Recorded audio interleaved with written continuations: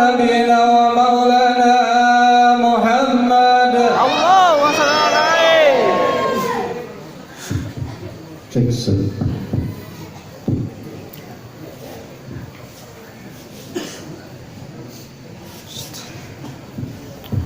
Cek.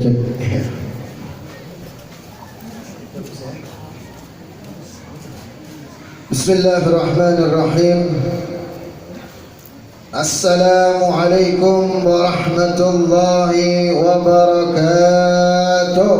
Waalaikumsalam warahmatullahi wabarakatuh. Alhamdulillah. Alhamdulillahil qawi sultanuh, al-wadih burhanuh, المبسوط في الوجود كرمه وإحسانه، تعالى مجده وعظم شأنه، خلق الخلق لحكمة وطوى عليها علمه، وبسط لهم من فائد المنة ما جرت به في أقداره القسمة. وأشهد أن لا إله إلا الله وحده لا شريك له، وأشهد أن سيدنا ونبينا محمدا العبد الصادق في قوله وفعله، والمبلغ عن الله ما أمره بتبليغه لخلقه من فرضه ونفله. اللهم صل وسلم وكرم وعظم على سيدنا وحبيبنا وشفيعنا وقرة أعيننا مولانا محمد، قمر الوجود في هذا اليوم وفي كل يوم، وفي يوم الموعود سرا وجهرا في الدنيا والأخرى، وعلى آله وصحبه وسلم. أما بعد، وقد قال الله تعالى في القرآن العظيم فهو أصدق القائلين: أعوذ بالله من الشيطان الرجيم، بسم الله الرحمن الرحيم، سبحان الذي أسرى بعبده ليلا من المسجد الحرام إلى المسجد الأقصى الذي باركنا حوله لنريه من آياتنا إنه هو السميع البصير. وقال الله تعالى في آية أخرى: ألا إن أولياء الله لا خوف عليهم ولا هم يحزنون، إلى آخر الآية. صدق الله العظيم وصدق رسوله النبي الكريم، ونحن على ذلك من الشاهدين والشاكرين، والحمد لله رب العالمين. سبحانك لا علم لنا إلا ما علمتنا إنك أنت العليم الحكيم، ولا حول ولا قوة إلا بالله العلي العظيم. فرب اشرح لي صدري ويسر لي أمري واحلل عقدة من لساني يفقه قولي. اللهم ارزقنا فهم النبيين وحفظ المرسلين وإلهام الملائكة المقربين برحمتك يا أرحم الراحمين. آمين يا رب العالمين. Yang sama-sama kita muliakan dan kita hormati para habaib, para syaraif yang hadir di majlis yang mulia ini, para ustadz, para ulama, tuan guru, para asatidz, dewan guru, pengajar yang ada di Pondok Pesantren Darussalam. Kita doakan mudah-mudahan habaib-habaib kita dan syaraif-syaraif kita serta guru-guru kita, ulama-ulama kita mendapatkan kesehatan dari Allah Subhanahu wa taala, senantiasa dipanjangkan umurnya oleh Allah Subhanahu wa taala, sehingga bisa memimpin kita selalu semakin dekat kepada Allah dan Nabiuna Muhammad sallallahu alaihi wasallam. Amin ya rabbal hadirin dan hadirat, para pecinta Nabi Muhammad sallallahu alaihi wasallam dan para pecinta aulia Allah Subhanahu wa taala. Mudah-mudahan puan-puan semua yang hadir di malam hari ini mendapatkan berkah dari Allah Subhanahu wa taala, mendapatkan berkah dari Nabi Muhammad sallallahu alaihi wasallam, dan mendapatkan berkah daripada wali-walinya Allah Subhanahu wa taala. Amin ya rabbal alamin. Alhamdulillah, malam hari ini kita berkumpul di majlis yang mulia yang dalam rangkaian acara pertama peringatan Isra dan Mi'raj Nabi kita Muhammad sallallahu alaihi wasallam. Yang kedua, peringatan daripada haul, yaitu guru kita Syekhuna wa murabbi ruhina al-alimul allamah Asy-Syaikh Muhammad Zaini bin Abdul Ghani. Yang ketiga, acara haul masyayikh ya, para guru-guru yang terdahulu dari Pondok Pesantren Darussalam. Tadi atau semalam dikirimi oleh Haji Atta undangannya, agak sedikit bingung juga membaca haul Pondok Pesantren itu, nang bingungnya guru. Ya kan, pondok pesantrennya dihauli juga jalur nih. Ya. Kemudian tertulis memang di situ kalau mau baca manakibnya riwayat hidup manakibnya ulun dahulu nih, ya kan, dari Gresik di undangan tuh, kelahiran memang Gresik, kemudian sekolahnya di Malang, Pondok Pesantren Darut Tauhid namanya, diasuh oleh Syekh Abdullah bin Awad Abdul. Kemudian melanjutkan yaitu untuk hijrah dan merantau sampai jadi orang rantau. Sehingga jangan bingung bukan pian, kalau mungkin di sini ada orang Jawa hendak pemandir Jawa bisa. Kalau ada orang Madura hendak pemandir Madura bisa. Kalau ada orang Banjar pemandir Banjar bisa. Kalau ada orang Arab pemandir Arab bisa. Nah, jadi hendak pemandir bahasa apa pian? Tapi kaina tuntung majelis saja. Mun sekarang di sini ulun hendak memberikan tausiah bahasa Banjar aja, kayak apa gara-gara akur aja lah. Ya, bilangnya akur kita lanjutkan. Cuman yaitu membaginya kayak apa ini, ya kan? Pertama peringatan Isra dan Mi'raj, tapi jangan salahkan munnya sampai kena lebih waktunya atau apa. Tapi insya Allah kita yakin duduknya kita di majelis ini semakin lama semakin banyak rahmat yang kita dapatkan dari Allah Subhanahu wa taala. Semakin lawas kita duduk di sini, semakin lawas kita mendapatkan dan banyak berkah dari Allah Subhanahu wa taala. Semakin lawas kita hadir di sini berarti semakin lawas kita dapat pandangan dari Rasulullah sallallahu alaihi wasallam. Semakin lama kita duduk di sini berarti kita akan semakin lama akan dipandang wali-walinya Allah Subhanahu wa taala. Amin ya rabbal alamin. Inilah yang disebut dengan dalam hadis Nabi kita Muhammad sallallahu alaihi wasallam, "Idza marartum bi riyadil jannah farta'u." Wa ma riyadul jannah ya Rasulullah? Qala hilakul dzikr aw majalisul ilm atau kama qala Rasul sallallahu alaihi wasallam. Kalau kalian tahu lewat di suatu tempat ada di situ taman surganya Allah, taman surga yang ada di muka bumi, ya kan, maka singgahlah, ujar Nabi kita Muhammad sallallahu alaihi wasallam.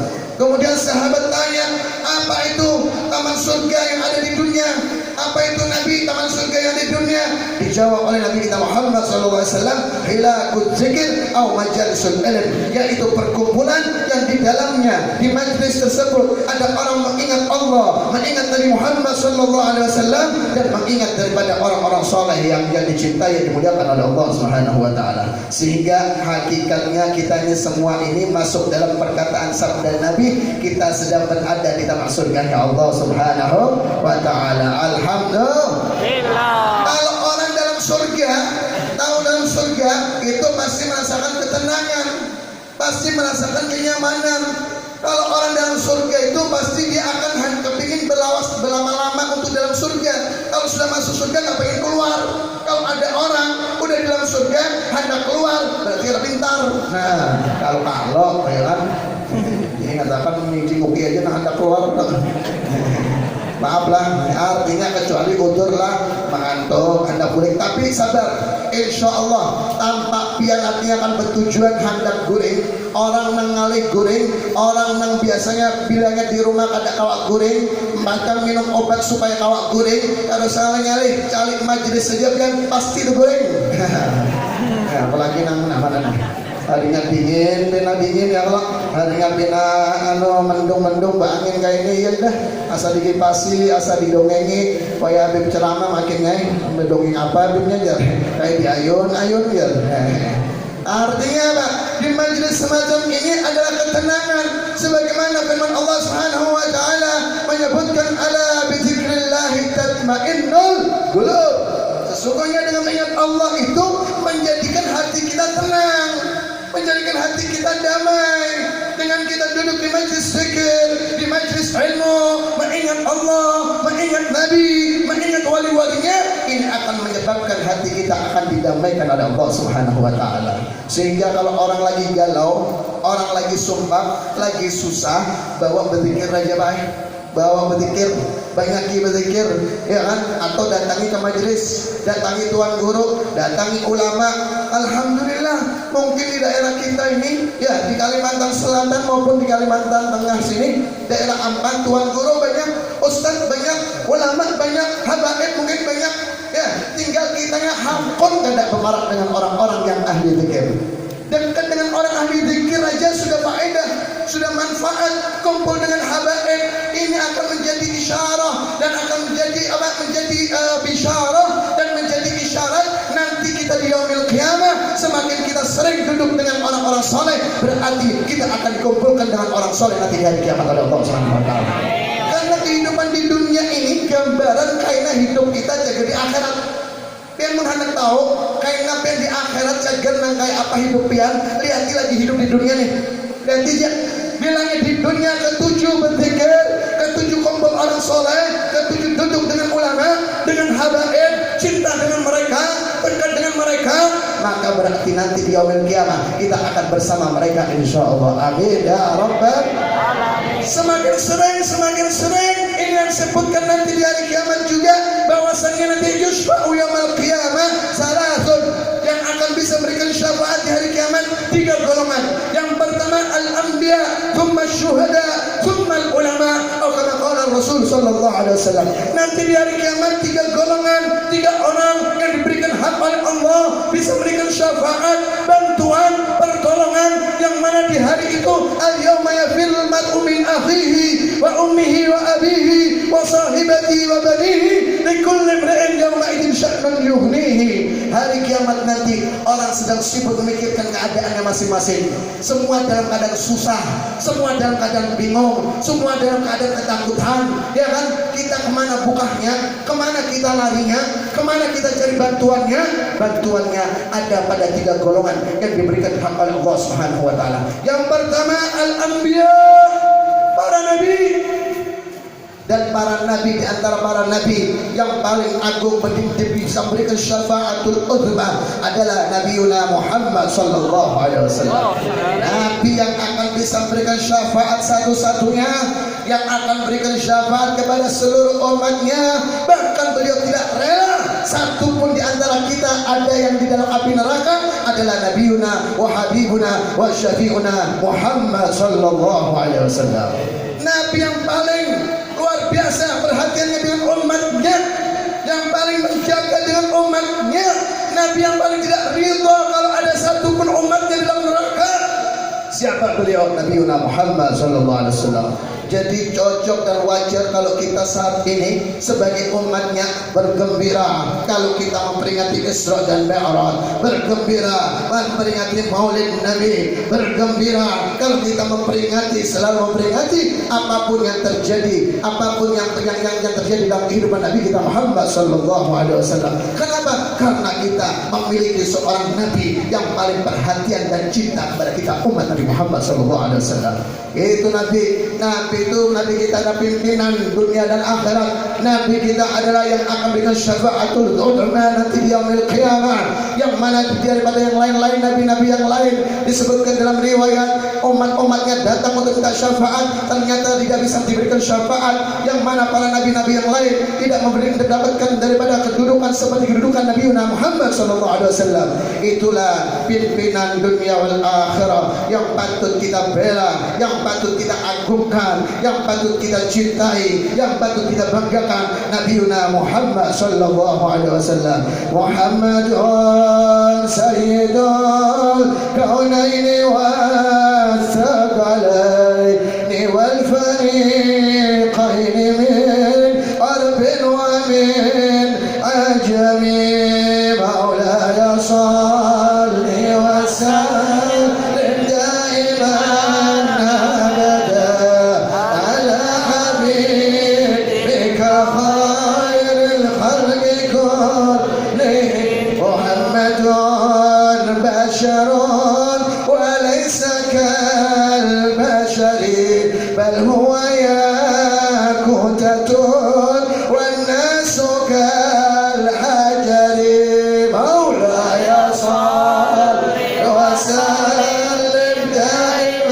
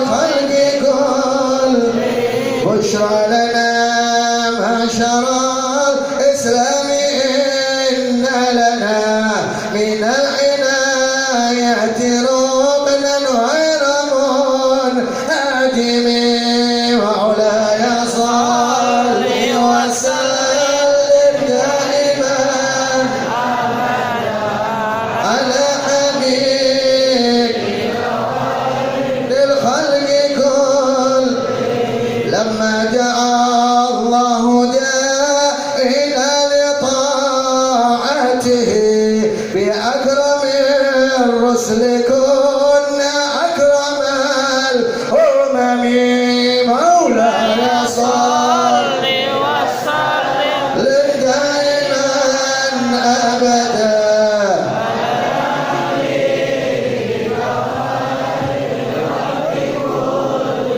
اللهم صل على سيدنا محمد. Oh, sallallahu. Kita angkat lagi suaranya. Kayak berat, agak berat nih suaranya. Soundnya iya aja Pak, kenal-kenal nah. Suaranya aja lagi nih. Allahumma sholli ala sayyidina Muhammad. Oh, Itulah Nabi kita Muhammad sallallahu alaihi wasallam, huwal habibul ladzi turja syafa'atuhu. Dialah seorang kekasih Allah, al-habib Nabiuna Muhammad sallallahu alaihi wasallam sebagai kasih Allah yang akan kita harapkan syafaatnya nanti di hari kiamat. Di mana keadaan manusia dalam keadaan susah, dalam keadaan bingung, akan datang penolong kita yang akan memberikan syafaat kepada kita, bantuan kepada kita, Sayyidina Muhammad sallallahu alaihi wasallam. Perhatian Nabi kepada kita luar biasa. Tidak cukup cuma di dunia. Waktu di dunia sejarah mencatat Nabi berjuang, berkorban apapun demi kita umatnya, supaya ajaran agama sampai kepada kita semua.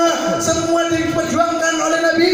Beliau mengorbankan waktunya, beliau mengorbankan tenaganya, beliau mengorbankan hartanya, bahkan beliau mengorbankan jiwanya demi untuk kita umat Nabi Muhammad sallallahu alaihi wasallam.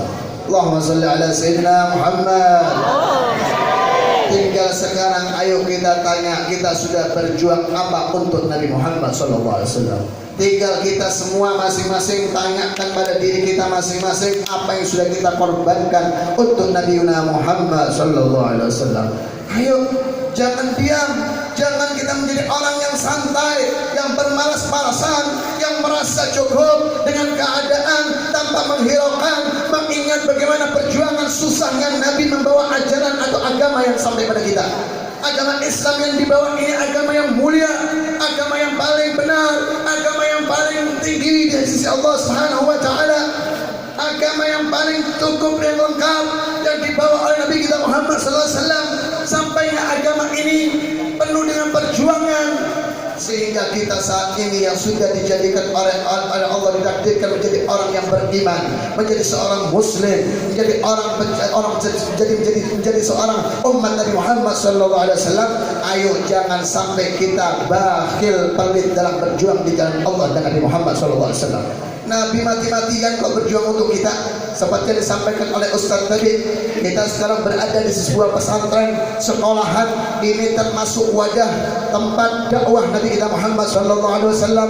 Pesantren atau madrasah ini adalah tempat yang mana disinilah akan dicetak, diajarkan dan dididik pendidikan sesuai yang diajarkan oleh Allah dalam Al-Quran. Di sini anak-anak akan diajarkan generasi kita tentang Al-Quran, bagaimana cara bacanya, bagaimana tajwidnya, bagaimana memahaminya, bagaimana memaknainya, dan bagaimana supaya bisa mengamalkannya. Sehingga apa yang ada di pesantren ini adalah warisan Nabi kita Muhammad sallallahu alaihi wasallam. Warisan Nabi ini berharga. Warisan Nabi ini jangan sepelekan. Warisan Nabi ini mahal.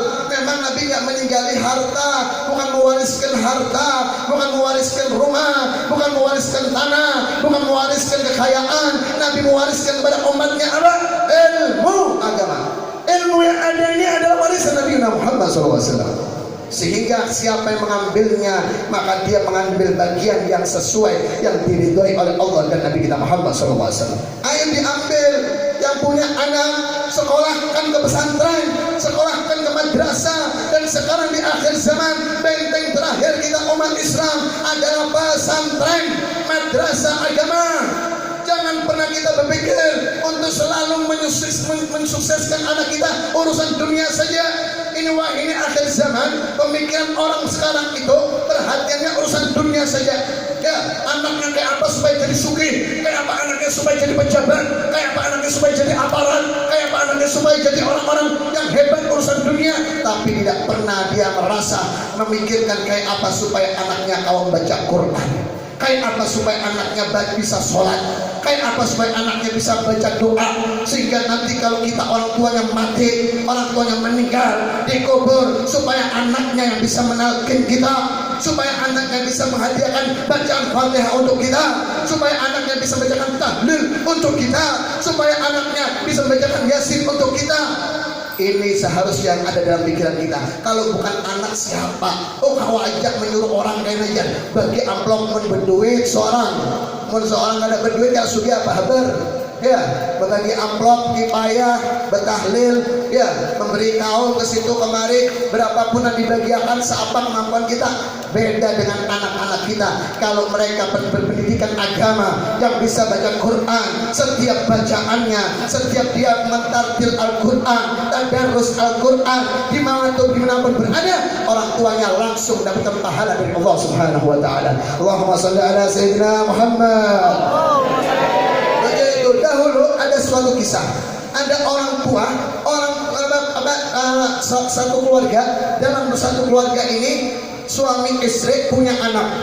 Suami istri ini taunya urusan berusaha aja, bergawe aja, taunya bahasa kitanya mun wahid itu ke pasar aja, berdagang aja, kada tahu urusan ibadat, sembahyang kada, waya bulan puasa ada, waya orang menggawe ini itu kada tahu. Ya, sampai di saat anaknya pun tidak diajari apa-apa. Tahu kayaknya anaknya tolak subuh bawa ke pasar, boleh kayaknya malam. Ya, orang wah ini manusia wah ini kayak itu juga, berusaha siang ada mayu siangnya, malam kada mayu malamnya, sugihnya kada. Ya. Iya, ini saking kebungulannya manusia nih, para saingannya, ya, dapat dibohongi, dikeramputin dunia, ya, gara-gara berusaha, menuhankan duit, menuhankan usaha, menuhankan gawian. Buktinya apa? Usaha lebih dia pilih daripada ibadah melaksanakan perintah Allah. Berapa banyak orang gara-gara gawian, gara-gara berusaha meninggalkan sembahyang, gara-gara berusaha meninggalkan puasa, gara-gara berusaha bermaksiat, menghalalkan segala cara. Na'udzubillah min dzalik. Orang yang semacam ini disinggung oleh Allah adalah orang yang menuhankan dunia dan menuhankan hawa nafsunya. Berarti dia tidak menuhankan Allah Subhanahu Wa Taala. Na'udzubillah min dzalik. Awas yang semacam itu. Dia tidak akan berkah hidupnya. Munnya dapat duit, dapat harta dari usahanya kada berberkat. Dapat dikumpulkan satu mat habis, kadang mau mayo kurang terus, kadang cukup, karena ada berkah dari Allah Subhanahu Wa Taala. Tapi sebaliknya, kalau kita mengingat seperti orang-orang soleh, ayo kita contoh orang soleh yang kita hauli, dia akan kurus kumpul. Bagaimana kehidupan beliau? Beliau orang yang ahli ibadah, orang yang soleh, tapi tetap beliau ikhtiar, berusaha itu ada juga, berdagang itu pernah ada, ya usaha sini itu ada, tapi usaha itu menjadi sampingan, usaha itu menjadi syariat saja, sebagai sampingan saja. Nang ianya adalah selalu takarrub dengan Allah Subhanahu Wa Taala, selalu ibadah kepada Allah. Pun kita terbalik, nomor satu berusaha, nomor dua sampingannya sembahyang. Ya, ini nang lepot. Kalau orang-orang soleh itu usaha dibuat sampingan, pun ada waktu berusaha, pun ada waktu beribadat. Pun kita ada, punnya ada waktu, punnya kita ada waktu hanya beribadat, pun ada waktu berusaha betul. Ya. Ada nang berusaha sampai telanjang ada. Nanti pacul-pacul anu kopiah udahnya, nanti pacul-pacul apa baju sudahnya, ya, nanti pacul selawar sudahnya, nanti pacul cawan sudahnya juga. Macam-macam berusaha, nanti cari apa duit, nanti cari apa urusan dunia yang sifatnya sementara. Awas yang semacam ini. Ya, ayo kita kembali ajaran Nabi kita Muhammad SAW menyuruh kita sebagai umatnya supaya anak-anak kita berpendidikan daripada apa yang diajarkan oleh Nabi kita Muhammad SAW. Iya, pikirkan anak kita, mun hendak saya itu pikirkan agama anak kita. Amunnya kita wah ini ada keadaan fitnah di akhir zaman kayak ini keadaannya, kayak apa pun kita ada 10 tahun kayak apa? Zaman kita aja wah ini maksiat macam-macam. Ya, zaman kita wah ini aja pergaulan bebas macam-macam. Zamannya medsos dan lain sebagainya. Ayo, siapa yang bisa menghalangi? Yang bisa membentengi adalah ilmu agama. Ilmu adalah sebagai cahaya, ilmu sebagai benteng yang akan menerangi dan akan menjaga anak-anak dan generasi kita. Dengan demikian, ya, ayo kita perhatikan anak-anak kita. sebagaimana sama-sama kita ingat sabda Nabi kita Muhammad sallallahu alaihi wasallam, "Amal li dunyaka ka'annaka ta'ishu abada, wa'mal li akhiratika ka'annaka tamutu ghadan." Kalian boleh silakan untuk bergawilah, perbuatlah olehmu urusan-urusan dunia, tapi ingat urusan dunia itu ganangakan awak ditunda, seakan-akan kalian akan hidup selama-lamanya. Ka'annaka ta'ishu abada. Gawelah, berusahalah, begawe boleh, cari duit boleh, berusaha boleh, tapi ingat jangan berhemat-hemat dihabiskan seakan-akan kalian itu masih hidup lawas lagi. Hari ini kada tuntung berusaha, hari ini kada tuntung nang digawe urusan dunia, esok pulang. Ya, atau karena pemain berusaha mulai pagi besokan sampai waktu zuhur kada menuntung, stop dahulu apa yang digawe, sembahyang, gawe ibadah, gawe perintah dahulu. Ya, bilangnya ada waktu hanya dilanjutkan pulang beusahanya, tak asar pulang, tapi disadangnya aja bila sampai asar pulang enak, sembahyang asar pulang. Jangan sampai kita berhayal-hayal seakan-akan karena kita hidup masih selama-lamanya. Ini ujian Nabi. Wa'mal li akhiratika ka'annaka tamutu ghadan. Gawelah urusan ibadah, urusan perintah Allah itu seakan-akan kalian akan mati esok. Contoh nih, amunnya dihabarkan lawan pian, diinfokan melalui panggung ini bahwasannya esok pagi nang cagar mati nang pengarang Badrun, Samsul, ya kan Arifin, Udin, ya disambat satu-satu nih, ya kan Tono, ya kan, kemudian Winda, Siti, Ayu, ngarang-ngarangnya nih disampaikan. Pian tahu esok cagar mati, umpama nih, jangan tersinggung. Ini umpama aja. Ya Allah, ka'annaka tamutu ghadan, seakan-akan pian sudah disebutkan nama-namanya cagar mati esok. Lalu kayak apa? Gawe ibadah dengan bujur-bujur, berhimat pian. Yang belum tobat jangan tunda kata esok, tobat malam ini juga. Yang masih punya dosa minta ampun malam ini juga. Yang masih punya kesalahan minta maaf sama Allah malam ini juga. Yang masih punya kekurangan kita harus menyempurnakan malam ini juga, karena tahu jagat esok mati. Harus berhimat, jangan ditunda. Yang belum sholat harus sholat malam ini juga, supaya apa? Ketika besok meninggal atau mati kita sudah dalam keadaan diampuni oleh Allah Subhanahu wa ta'ala. Begitu prinsipnya. Hidup itu begitu. Yang bisa tahu cara hidup semacam itu siapa? Orang-orang yang berilmu. Kadang kita berpikir nih, ya, untuk urusan dunia bingung. Anak sekolah ditinggikan sekolah untuk urusan dunia, mengejar pangkat, mengejar jabatan supaya dapat titel, supaya dapat ijazah. Apalagi wah ini maaf ijazah ada terpakai. Ya, ijazah kada dihargai orang. Ya, ijazah kada tapi dihilani orang. Nang dipakai nang kayak apa beb? Nang berduit juga. Nang ada duitnya jangan harap. Kisah anak jadi PNS, anak jadi apa? Pejabat. Rai. Ya. Nang awak jadi PNS, nang awak jadi pejabat lain siapa? Nang berduit. Nang jadi aparat, kalau jadi aparat siapa ini nang berduit? Kalau ada duitnya prai. Ditendang orang. Biar pintar, tatap bungul jagoannya. Iya, maaf nih. Tapi itu di situ bang di Kalsel di Rantau. Tapi jangan di Rantau kesini juga. Nah. Ujar, itu yang terjadi. Saya menyekolahkan anaknya urusan dunia boleh, tapi jangan timpang. Urusan akhiratnya juga perhatikan, urusan ibadahnya perhatikan, urusan ngajinya perhatikan, urusan baca Qurannya perhatikan, urusan ibadahnya perhatikan. Kayak apa sembahyangnya?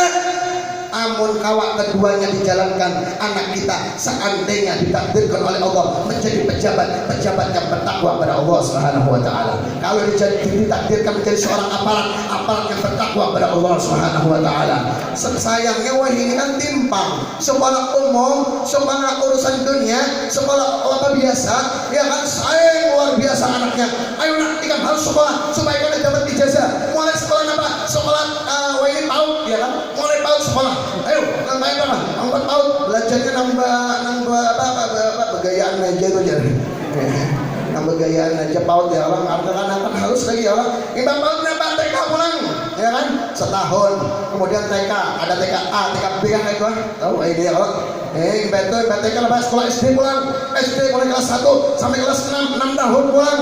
Ada cukup SD, anak sekolah lagi supaya belajar dapat ijazah nama SMP, sekolah SMP pulang 3 tahun pulang, 9 tahun, ya sudah 9 tahun sekolah pulang naik, lanjut pulang supaya dapat ijazah nama SMA pulang sampai SMA, kalau cukup SMA ke kuliah pulang, ya kan? Berapa tahun sudahnya sekolah tinggi-tinggi, sudah sekolahnya berpuluh-puluh tahun, biaya yang dikeluarkan kada sedikit, apalagi sampai kuliah, hakun beratus jutanya, ya. Kada berduit, kayak apa caranya supaya kawak membayar anak sekolah kuliah? Siapa caranya supaya anak kawak jadi sarjana? Ya, kada berduit, bisi motor yang dijual. Ada berduit, ada perumahan yang dijual. Ya, ada berduit, ada kebun karet yang dijual. Ya, ada besi duit, ada bini. Jangan apa? Parah sudah. Bu siah kayak tenang. Kalau ya kan, jangan menjual bini ya. Ini saking berhematnya menyongkolkan anak. Bahkan ada cukup itu sudah sekolah di sekolahan, ya bayar. Kemudian kayak siangnya atau sorenya atau malam sekolah tambahan pulang les privat macam-macam, bayar per jam. Primagama itu menurut dengar per jam mau ada 50-100 ribu, mulai itu beda ya bantrik bungul jawabannya. Untuk urusan agama bang, pernahkah kita terpikir semacam itu? Sekolah pesantren pernah kita terpikir semacam itu? Sekolah untuk urusan agama Allah, agama Rasulullah, pernahkah kita terpikir untuk berhemat-hemat mencarikan dana untuk anak kita sampai alim, sampai tinggi sekolahnya, sampai lama, sampai jadi orang alim, sampai jadi seorang orang yang soleh? Gak terdengar. Nah ada malam maaf bayar SPP bulanan pesantren 20.000, selawe ribu, 50.000 sabulan. Madrasah takoni guru TPA madrasah melajari mengaji, TPA melajari Iqra, melajari Al-Quran juz ammah, ya mulai anaknya kada bisa baca sampai bisa baca, dilajari lawan gurunya sejam 2 jam, ya berapa dibayar di upah tuan gurunya? 15.000 sebulan. Ada yang 10.000, ada yang 5.000. Itu kan kebanyakan jar punya kawan gratis. Nah di mana kah itu?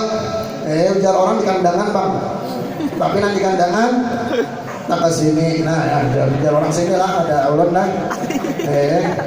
Ini ya ini mirisnya kita saat ini. Gimana cara berpikir untuk urusan ilmu agama yang bisa menyelamatkan generasi kita, anak-anak kita, mensukseskan anak-anak kita bukan cuma di dunia tapi sampai di akhirat, yang manfaatnya bukan cuma hanya anak kita, bahkan orang tuanya pun nanti akan bisa mendapatkan manfaat dari anaknya ketika anaknya ahli ibadah. Tapi kita tidak pernah terpikir, maaf nih, di mana harganya, harga ilmu agama kalau sampean atau pian menyekolahkan anak dengan biaya yang semurah itu? Pikirkan, kalikan, bagikan, ya, kemudian masukkan ke hati kita wujud-wujud tafakur. Anak sekolah, anggaplah sebulan SPP 30.000, berarti pian menyekolahkan anak dilajari gurunya selama sejam 2 jam di madrasah atau di pesantren sehari 1.000 rupiah. Mayu nampak.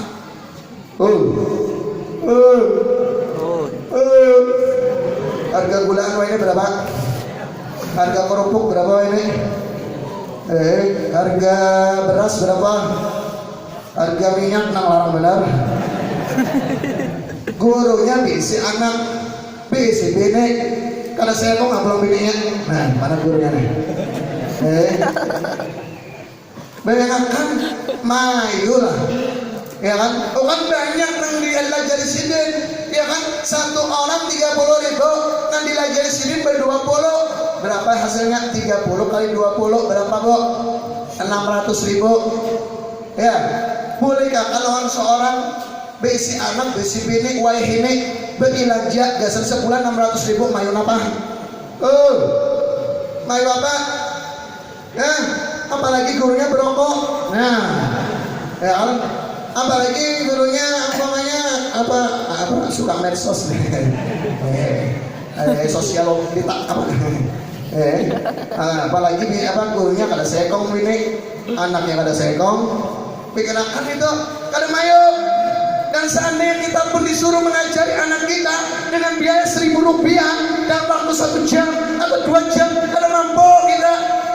Coba pikirkan itu, sehingga supaya kita sadar ilmu agama, urusan agama yang akan menyelamatkan anak kita dunia wal akhirah dan bisa memberikan syafaat untuk orang tuanya, itu lebih berharga daripada ilmu dunia yang manfaatnya hanya sebatas dunia.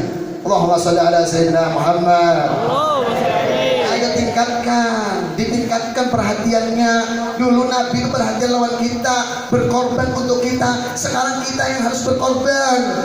Mun itu berarti amunnya itu ustaznya, gurunya, ulamanya, pesantrennya, madrasahnya, berarti diulah usaha lah apa menuntut ilmu, apa melajari ilmu. Kada.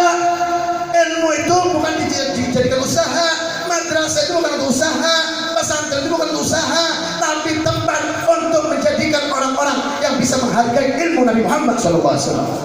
Wow, sekali. Justru kembalikan orang-orang yang mengatakan lisannya ulama menjual agama, ulama menjual daripada ilmu, atau pesantren menjual ilmu. Balikkan orang yang tidak mau perhatian dengan biaya menyekolahkan anaknya kepada pesantren, tidak mau memberikan hadiah kepada ustaz-ustaz yang menyekolahkan yang melajari anak-anaknya, berarti dia tidak menghargai ilmu Nabi Muhammad SAW. Dan pilih aja, ya kan? Siapa yang bujur nang kayak itu, apa bujur pian kada menghargai kah, atau guru yang menjual kamunya kan kayak itu. Seharusnya kita harus berpikir untuk urusan dunia kita bisa, dan semua itu tergantung niat, tergantung kebiasaan. Iya, sekolah umum kita bisa menyekolahkan anak kita dengan biaya yang mahal-mahal. Kenapa pesantren nggak bisa? Kenapa madrasah nggak bisa? Kenapa urusan agama nggak bisa? Seharusnya lebih daripada itu, sehingga hidup kita akan diberkahi oleh Allah Subhanahu wa Ta'ala. Melalui peringatan Isra dan Mi'raj ini, Nabi Muhammad SAW ada kaitan hubungan dengan perjuangan dan pengorbanan Nabi kita Muhammad SAW. Di antaranya di tahun yang sama, yaitu telah diwafatkan 2 orang yang dicintai oleh Nabi kita Muhammad SAW. Yang pertama Sayyidina Abu Talib, seorang paman beliau yang berkorban untuk beliau, yang selalu berjuang dengan beliau, diwafatkan oleh Allah Subhanahu wa Ta'ala. Seorang paman yang berani, yang tegas, selalu memberikan jalan untuk dakwah Nabi kita Muhammad SAW. Ini adalah orang-orang yang mereka itu tidak sebagai seorang yang berdakwah, tapi mendapatkan pahala dakwah